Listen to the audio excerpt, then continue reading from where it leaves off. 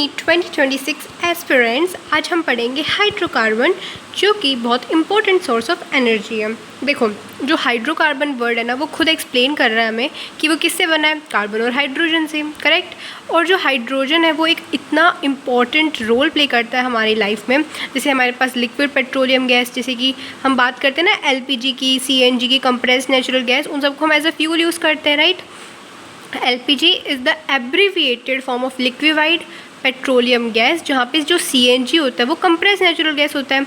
और ये हम न्यूज़ में भी देखते हैं आजकल, जो CNG होता है वो ज़्यादा बेटर होता है एज़ कम्पेयर टू जो लिक्विड नेचुरल गैस होता है, ठीक है। अब ऐसा इसीलिए होता है क्योंकि जो कंप्रेस नेचुरल गैस होता है वो कम पॉल्यूशन करता है, ठीक है। पेट्रोल, डीजल और कैरोसिन ऑयल्स हैं, ये हम ऑब्टेन करते हैं by fractional distillation of petroleum found under the earth crust. अब देखो, जो फ्रैक्शनल डिस्टिलेशन होता है ना, वो क्या होता है वो मैं आपको बताती हूँ। कोल गैस यानी कि कोयले की गैस को हम ऑब्टेन करते हैं by destructive distillation of coal. तो पेट्रोल को हम कैसे करते हैं, बाय फ्रैक्शनल डिस्टिलेशन। और अगर नीट में क्वेश्चन आ गया चलो कि कोल गैस को कैसे ऑब्टेन करते हैं, तो कैसे ऑब्टेन करेंगे हम उसको, डिस्ट्रक्टिव डिस्टिलेशन से। तो डिस्ट्रक्टिव डिस्टिलेशन क्या होता है वो भी हम समझेंगे।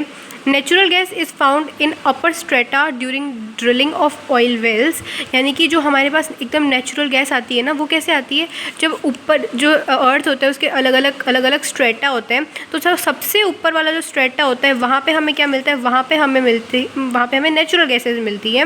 The gas after compression known as compressed natural gas. जो LPG है हम उसको as a domestic fuel use करते हैं, और LPG से कम पोल्यूशन होता है, ऐसा तो हमें पता है। Kerosene oil is also use as domestic fuel. हाँ, हम केरोसिन ऑयल को सब अपने घर में यूज़ करते हैं क्योंकि ये भी बहुत ही क्या करता है, कम पोल्यूशन करता है। ऑटोमोबाइल्स को चाहिए CNG, और देखो CNG इसीलिए चाहिए क्योंकि ये भी कम पोल्यूशन करता है। पेट्रोल और CNG ऑपरेट करते हैं हम ऑटोमोबाइल्स में। और देखो, ये हाइड्रोकार्बन्स है, यानी कि हाइड्रोकार्बन्स का मतलब हाइड्रोजन और कार्बन। जैसे कि हमने ग्लूकोज देखा, ग्लूकोज क्या होता है, कम पोल्यूशन करता है। ग्लूकोज कम पोल्यूशन नहीं, ग्लूकोज जो होता है वो सोर्स ऑफ एनर्जी होता है। उसी तरीके से हाइड्रोकार्बन्स भी होते हैं, वो भी as a source of energy होते हैं।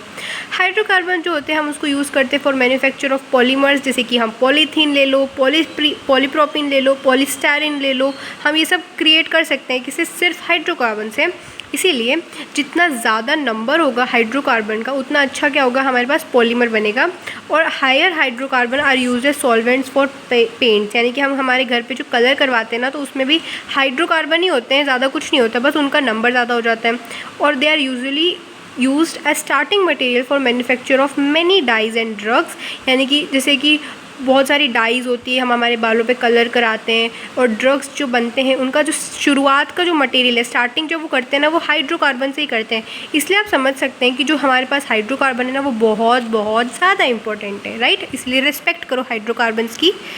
Till then we going to study classification. Bye, like share subscribe.